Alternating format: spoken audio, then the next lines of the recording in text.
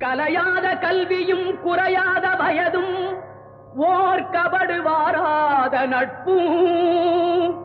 கன்றாத வளமையும் குன்றாத இளமையும் கழுபிணியிலாத உடலும் தலியாத மனமும் அன்பு அகலாத மனைவியும் தவறாத சந்தானமும் தாழாத கீர்த்தியும் மாறாத வார்த்தையும் தடைகள் வாராத கொடையும்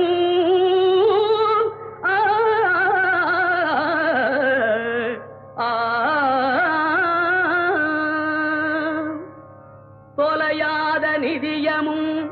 கோணாத கோலும் ஒரு துன்பமில்லாத